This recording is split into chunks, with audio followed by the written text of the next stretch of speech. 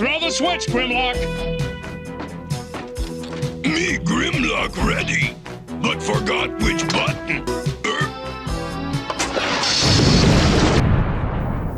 The Studio Series Leader Class G2 Grimlock is based off the original Studio Series 86 Grimlock, which I regret not getting.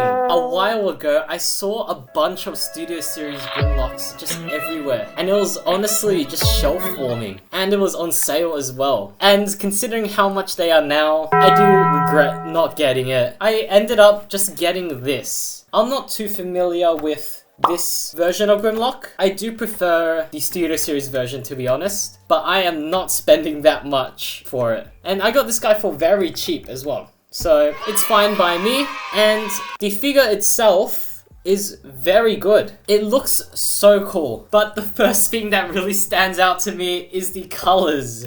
The colors are so bright and so vibrant. They are really out there. It's so radiance, you know? It's like it's glowing. It is pretty intense. It does take some time getting used to, because at the start I wasn't really a fan of it. As you guys know, my favorite Transformers are probably the boring grey ones. So this Transformer is the most colourful Transformer I have ever owned. So it did really throw me off a bit. I did get used to it, and not gonna lie, I actually do like it. The colors have really grown on me, and I do enjoy it. I think it's very fun. Key areas of color involve the really nice metallic blue chest. Blue is my favorite color, and just seeing it in this metallic just makes it look so good. It is the best blue I've ever seen on a figure. It is very nice. That same blue is also on the head. I just like this color so much, and I do wish more Transformers have this. But the head is very good as well. I'm not sure how accurate it is, but I really like the way it looks, just generally. I think the metallic silver goes well with the blue. And going back to the chest, it has this really nice transparent orange piece, and it has a, I guess, stickering on it. It's very unique as well, and I really appreciate the use of clear plastic aesthetically. It just makes it look so good, and it brings out a lot from it. And underneath, you can see the sculpted Autobot logo, which is very nice. And there is a ton of sculpting on this chest. It is amazing. Honestly, it's so good. At the top of the chest, there is also a very nicely painted Autobot logo. Very cool. The metallic blue is also on the legs. Oh, and the lower torso is painted in this pink as well. And unfortunately, that is all the paint on this guy. The rest of him is just plain plastic. Majority of it is this bright yellow, and there is some pink plastic here and here, which is such a shame. Ideally, they would have used the metallic paint throughout the entire figure, because this guy is sculpted so nicely. It's probably sculpted in more detail than Bayverse figures, which is very nice. It has so much detailing going on, and I think it is one of the best sculpted figures. It has a really detailed look to it. It's so nice. But the bright yellow does sort of wash out all the detail, especially in the arms. The arms look pretty plain, despite it being so sculpted.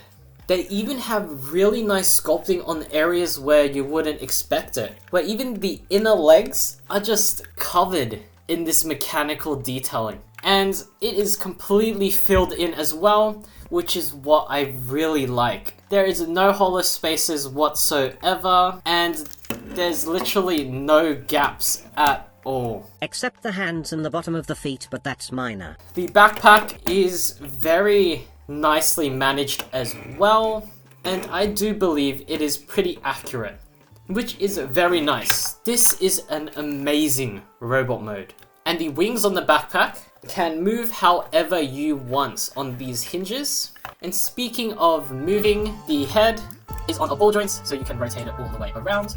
can look up that far and down that far. The shoulders can rotate all the way. You can go out that far. There's a swivel above the bicep. You have more than 90-degree knee bend, a wrist swivel, a waist swivel. Back can go all the way around. The legs can kick out that far, back that far, and he can do the splits. There's a swivel above the thigh.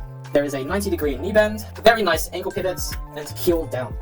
Posability for leader class Grimlock is very good, especially for how big and chunky he is. It is very nice and very satisfying to move around. All of his joints are nice and clicky and ratchety and heavy, and you do get a sense of weight when you're moving him. It is very satisfying and very nice. I have really no issues with the posability, and I do think it is very good. In order to help him in posing, he includes a weapon, and that is his gun. So the gun is sculpted very nicely, and obviously he can hold it in either arm, which I think makes him look very cool. I do sort of wish he had the sword. You can also store it in the back, and yeah, no issues with the gun. As I was saying before about the posability, this guy is so satisfying to just mess around with. Mainly because he's so big, but not complicated or not all over the place. Similarly, another figure that is very big and very chunky is, coincidentally, Studio Series Grimlock. Here's him next to Transmetal 2 Megatron, and he is definitely taller than him and a lot thicker and a lot wider. Here is him with Grimlock.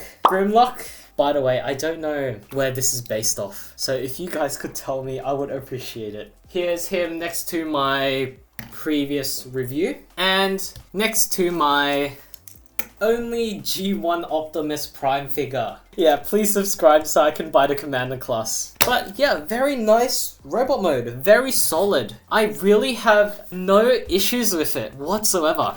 Let's just hope the alt mode is also just as good. Transformation was very satisfying. It is very nice and very simple. You don't even need any instructions to do it. It is very telegraphed, very straightforward. All the steps are nice big movements. You don't have to do any annoying panel flips. It's all chunky. But just my personal preference, it is a bit too simple for me. I just think other leader classes transformations are more fun. And the dinosaur mode we end up with looks so good. As you guys know, I love dinosaurs, and this does pull it off for me. It carries over the same amazing sculpting, where all of this is just from the robot mode, and the only thing really new is the head, where getting a closer look on it, you can see it is sculpted amazingly as well. It looks so good. The eyes still have the amazing metallic. One of my most favorite parts about this alt mode is the neck. This neck looks amazing. It is so cool how they pulled it off.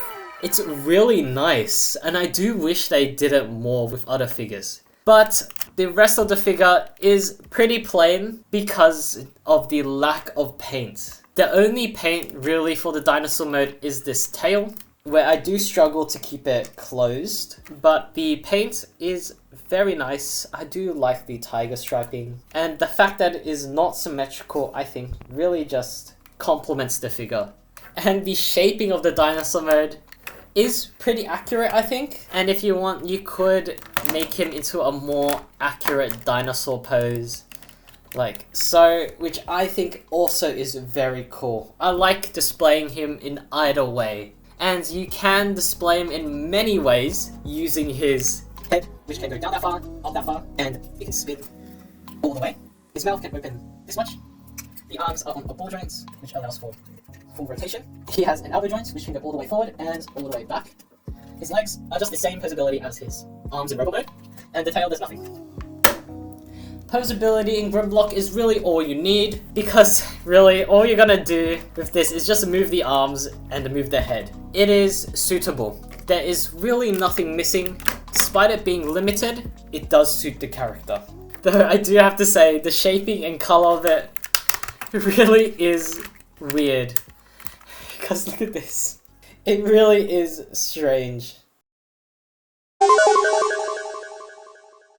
and I do like it a lot. I think it is very funny having it in these colors. Some negatives about it is that some people might dislike these screw holes in the face. It is out there, it is very obvious, but I don't really mind. And the front teeth are sort of strange because there is no front teeth. So when you close his mouth, he does have an opening right here, which could have been easily fixed just by putting the teeth in. But this seems to be a pretty common problem with Grimlock, even the movie version as well. But I don't really think about it too much, so I'm fine with it. The weapon can also store in the back using the 2 tabs on the gun. Let's do some size comparisons. Here is Grimlock with Optimus Prime, Transmetal 2 Megatron, my previous review, and Grimlock, Grimlock, and Grimlock.